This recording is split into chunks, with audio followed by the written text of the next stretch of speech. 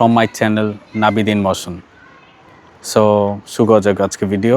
So আপনি যদি এখনই মনে করে থাকেন যে আপনার অ্যাপ বা সফটওয়্যারের পুরো ডাটা আপনি একটা মাত্র সুন্দর কিউট একটা MySQL বা MongoDB ডেটাবেসে আপনি ঢুকিয়ে রেখে লেটস সে সুপার ফাস্ট একটা গ্লোবাল সিস্টেম আপনি বানিয়ে ফেললেন, তাহলে কিন্তু আমি বলবো একটু ঠান্ডা পানি খান, একটু বসেন।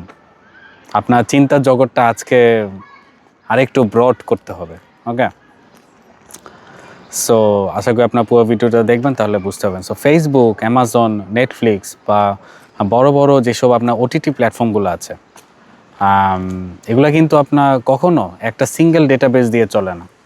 আপনার ফোনের স্ক্রিনটা হয়তো একটা সিঙ্গেল অ্যাপ দেখা যাচ্ছে, বাট তার ব্যাক এন্ডে হয়তো 5 থেকে 6টা আলাদা আলাদা রকম ডেটাবেস একসাথে কাজ করছে। ওকে, সেই মডার্ন সিস্টেম ডিজাইন কনসেপ্টটাকে আমরা বলি কি টেকনিক্যাল ভাষায় যে পলিগ্লট পারসিস্টেন্স, বা বাংলায় যদি বলি বহু উৎস থেকে আপনার ডেটা সংরক্ষণের যে মাইন্ডসেটটা। সো আজকের আড্ডায় আমরা কোনো কোড না দেখে একদম সহজ কথায় বোঝার চেষ্টা করবো, যে সহজ কিছু এক্সাম্পল, রিয়েল লাইফ এক্সাম্পল দিয়ে আমরা বোঝার ট্রাই করবো। ওকে, লাইক কেন একটা ডেটাবেসের প্রেম ছেড়ে আপনাকে মাল্টিপল ডেটাবেস কম্বিনেশনের আর্কিটেকচারে আসতে হবে। ওকে, ধরুন আমার ট্রাইপডটা বাতাসে নড়ে, একটু ধরে রাখি। হ্যাঁ, ওকে। সো এবং কিভাবে এই থিঙ্কিং প্রসেসটা কাপে কেন, ওকে, হ্যাঁ, কীভাবে এই থিঙ্কিং প্রসেসটাকে আমরা কি একজন জুনিয়র কোডার থেকে একজন সিনিয়র ডেটা আর্কিটেক্টে আমরা রূপান্তর করতে পারি। ওকে, সো সেটাই আজকে বোঝাবো। সো যারা আমার চ্যানেলে নতুন, আপনারা আমার চ্যানেল নাবিদিন মোশন সাবস্ক্রাইব করতে পারেন, লাইক করতে পারেন, এবং আশা করি পুরো ভিডিওটা দেখবেন মনোযোগ দিয়ে, কারণ আমি অনেক যত্ন করে আড্ডার মাধ্যমে আজকে এই কনসেপ্টটা বোঝাবো। খুবই ইম্পর্টেন্ট, আপনাদের কাজে লাগবে। সো কনসেপ্টটা বোঝার জন্য আমাদের নিজেদের বাসায় খুব সাধারণ একটা উদাহরণ আমরা দিতে পারি। লেটস সে আপনার বাসায় রান্নার চাল রাখার জন্য একরকম পাত্র থাকে, রাইট? সো ফ্রিজে মাছ মাংস রাখার জন্য অন্যরকম ব্যবস্থা থাকে, আর আলমারির ভেতরে টাকা বা জুয়েলারি রাখার জন্য একটা লোহার লকার থাকে, থাকলেও থাকতে পারে, অন্য কিছু থাকতে পারে। ওকে, সো আপনি কি কখনো ভুল করেও ড্রয়ারের ভেতরে চাল বা লকারের ভেতর গিয়ে ইলিশ মাছ এবং কি রান্নাঘরে প্লাস্টিকের কোটায় আপনার লাখ লাখ টাকার জুয়েলারি রাখবেন? অবশ্যই না, রাইট? কারণ এক একটা জিনিসের ধরন এক এক রকম, এবং তাদের রাখার জায়গাটাও কিন্তু আলাদা হওয়া উচিত। সো সফটওয়্যারে এই আপনার ডেটার দুনিয়াতেও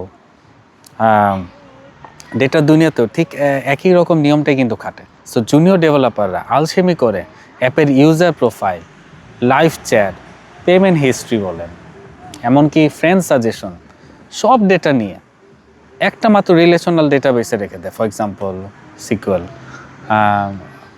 আর কি যে কোনো একটা ডেটাবেস চুজ করে পছন্দের কিউট একটা, দেন ওইটার মধ্যে সব পুশ করে দেয়। ওকে, যার কারণে কী হয়, যখন সিস্টেমে 1 লাখ ইউজার একসাথে হিট করে, ডেটাবেস জ্যাম হয়ে পুরো সিস্টেম ক্র্যাশ। খুবই কমন স্টোরি, বাংলাদেশে অনেক হয়। সো যারা আপনার রেজাল্ট চেক করেন দেখবেন, এসএসসি এইচএসসি রেজাল্ট যখন দেখি অবস্থা হয়। সো একজন সিনিয়র আর্কিটেক্ট কিন্তু জানে যে ডেটার ধরন, ডেটার যেই ধরন আছে সেই ধরন অনুযায়ী, বা ডেটাবেস যে আলাদা রাখা যে গুরুত্ব, সেটা কিন্তু একজন সিনিয়র আর্কিটেক্ট বুঝতে পারে। ওকে, সো অ্যাপের ভেতরে আসল যে কেস স্টাডি, সেটা কিন্তু বোঝা অনেক জরুরি। ওকে, সো আমি যদি রিয়েল ওয়ার্ল্ড আপনাদেরকে একটা এক্সাম্পল দিই, রিয়েল ওয়ার্ল্ড অনেক মেগা অ্যাপ আছে, রাইট? এগুলো ভেতরের গল্প অনেকেই হয়তো জানে না, সো আমি হালকা পাতলা আপনাদেরকে বোঝাবো। যেমন ধরেন অ্যামাজনের কথাই বলি, বা বড় কোনো একটা ই কমার্স প্ল্যাটফর্ম, অ্যামাজন বাদে যদি অন্য দারাজ। সো আপনি যখন সেখানে একটা প্রোডাক্ট কিনেন, তখন আপনার ব্যাংকিং ট্রানজ্যাকশন বা পেমেন্টের ডেটা যেখানে এক পয়সারও ভুল হওয়া যাবে না, সেটার জন্য তারা ব্যবহার করে কি একটা কি ডিসিপ্লিনড এসকিউএল ডেটাবেস বা পোস্টগ্রেস এসকিউএল। ওকে, সো আবার এই প্রোডাক্টের নিচে যখন লাখ লাখ কাস্টমার কমেন্ট বা রিভিউ লিখে, যেটা কোনো নির্দিষ্ট সাইজ বা টেবিল স্ট্রাকচার নাই, সেটার জন্য তারা ব্যবহার করে কি নো এসকিউএল। ওকে, যেমন মঙ্গোডিবি, রাইট? এখন একই অ্যাপে যখন আপনাকে সাজেশন দেওয়া হয়, আপনার ফ্রেন্ড রাহুল বা আপনার ফ্রেন্ড রহিম, ওকে, রাহুল বললাম কারণ আমি দেখি কলকাতা মানুষও ভিডিও দেখে, সো হ্যাঁ, কলকাতা থেকে রাহুল আর বাংলাদেশ থেকে রহিম। ওকে, সো তাদেরকে ইউনাইট করলাম আমি। ওকে, সো এই প্রোডাক্টটা আপনিও কিন্তু দেখতে পারবেন, রাইট? যে আপনার ফ্রেন্ড রহিমের পছন্দ করা কোনো একটা প্রোডাক্ট, এটা আপনিও কিন্তু দেখতে পারবেন। অর্থাৎ মানুষের সাথে মানুষের রিলেশনের একটা কি কমপ্লেক্স যেই নেটওয়ার্ক ট্র্যাক করতে হয়, সেখানে ব্যবহার করা হয় কি আপনার গ্রাফ ডেটাবেস। ওকে, যারা গ্রাফ ডেটাবেস সম্পর্কে জানেন না, তারা লিখে সার্চ দিতে পারেন, অথবা নিও4j লিখে সার্চ দিতে পারেন, আপনার আইডিয়া পাবেন। ওইটা ডকুমেন্টেশন পড়লে আপনারা বুঝতে পারবেন কাহিনী কি। আর আপনি যখন সার্চ বক্সে কিছু লিখে সার্চ করেন এবং চোখের পলকে রেজাল্ট চলে আসে, তার পেছনে কাজ করে কি একটা ইন মেমোরি ক্যাশ, রাইট? যেমন রেডিস। সো এখানে ম্যাজিকটা কি আপনারা একবারও লক্ষ্য করেছেন? একটা মাত্র স্ক্রিন, কিন্তু ব্যাকএন্ডে 4টা ডিফারেন্ট টাইপের ডেটাবেস, তাদের নিজস্ব শক্তি অনুযায়ী তারা কিন্তু পারফেক্টলি কাজ করছে, রাইট? উইথাউট এনি ঝগড়া। সো একেই বলে আপনার পলিগ্লট পারসিস্টেন্স। ওকে, সো আর কি বলা যায়, এতটুকু আপনারা নোট করে রাখতে পারেন। এখন এই জিনিসটাকে আপনাদের খুব স্মার্ট অ্যাপ্রোচ মনে হতে পারে, বা খুব ব্রিলিয়ান্ট একটা অ্যাপ্রোচ মনে হতে পারে, রাইট? বা জোস মনে হতে পারে, বাট এক এক কাজের জন্য এক এক ডাটাবেস, এটা তো অবশ্যই একটা রিজন থাকার কথা, রাইট? কিন্তু এখানেও কিন্তু একটা মারাত্মক টেনশন কাজ করে এবং একটা চ্যালেঞ্জও আছে, যা জুনিয়ররা হ্যান্ডেল করতে গিয়ে রীতিমতো তারা হিমশিম খায়, যদি তাদের সিস্টেম আর্কিটেকচার সম্পর্কে নলেজ কম থাকে বা থাকেই না একদম। সো একে আমরা বলি কি ডেটা কনসিস্টেন্সি, বা ডেটার যেই কনসিস্টেন্সি, ডেটা যেই সামঞ্জস্যতার যেই সমস্যাটা। ওকে, সো ধরেন একজন ইউজার তার প্রোফাইলের নাম চেঞ্জ করে, আমার নাম বলি নিক নেম, নাবিদ থেকে নাবিদিন মোশন করে দিল। ওকে, সো এই নামটা তো আপনার মেইন যে স্কুল ডাটাবেস আছে সেখানে আপডেট হয়ে গেল, রাইট? কিন্তু নো এসকিউএল ডাটাবেসে বা ক্যাশিং সার্ভারে এখনও কিন্তু পুরানো নামটাই সেভ আছে। ওকে, সো সে কিভাবে টের পাবে যে নাম চেঞ্জ হয়ে গিয়েছে, রাইট? এটা একটা কোশ্চেন আসে, রাইট? সো যদি তারা কি বলে, যদি তারা কি হতে পারে, ওয়েট, হ্যাঁ, এখন আপনার কি হতে পারে, হ্যাঁ, সো আপনারা দেখবেন যে যদি তারা আপনার নামটা চেঞ্জ হয়েই থাকে, তাহলে কিন্তু ইউজার হোম পেজে দেখবে একটা নাম, আর আপনার পেমেন্ট পেজে গিয়ে দেখবে কি আরেকটা নাম, রাইট?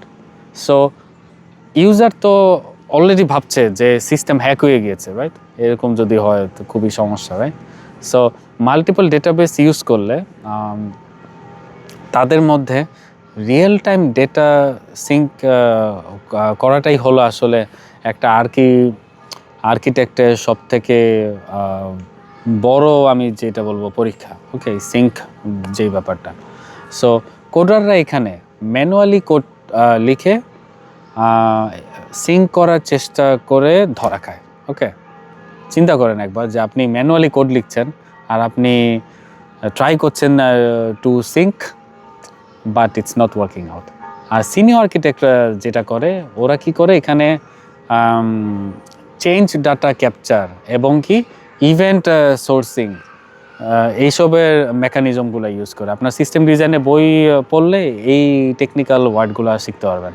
সো তারা মেইন ডেটাবেসের উপর একটা সাইলেন্ট ওয়াচার বসিয়ে দেয়। ওকে, সো মেইন ডাটাবেসে একটা ডট চেঞ্জ হওয়া মাত্রই সেই ওয়াচার কি করবে, একটা ইভেন্ট ফায়ার করে বাকি 5টা ডাটাবেসকে 1 মিলি সেকেন্ডে সে আপডেট করে ফেলবে। Okay, without any further thought. So আজকের আড্ডা মূল যে সামারি আমি যদি বলি, আপনারা যদি নোট করতে চান নোট করে রাখতে পারেন, কারণ আমরা আড্ডার মাধ্যমে শিখছি, বাট আমরা মাঝে মাঝে কিছু কঠিন টপিকও বলছি যেগুলো আপনাদের নোট করে রাখলে মনে থাকবে পরে পড়ার জন্য। সো আপনি যখন কোনো হাই লেভেল সিস্টেম ডিজাইন করবেন, কোনো একটা নির্দিষ্ট ডেটাবেসে প্রেমে আপনার কখনোই পড়বেন না, তাহলে আপনাদের জীবন শেষ।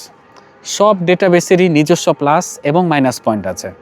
একজন আর্কিটেক্টের আসল কাজটাই কিন্তু এটা, কোন ডেটার জন্য কোন পাত্রটা পারফেক্ট, শুরুতে আমি যে এক্সাম্পলটা দিলাম সেই ট্রেড অফটা বোঝা, তাহলে আপনার ইঞ্জিনিয়ারিং সাকসেসফুল। ওকে, কারণ এই ট্রেড অফ আপনি কখনো যদি না শিখতে পারেন বা বুঝতে পারেন বা অ্যাপ্লাই না করতে পারেন, আপনি কখনো ভালো ইঞ্জিনিয়ার হবেন না।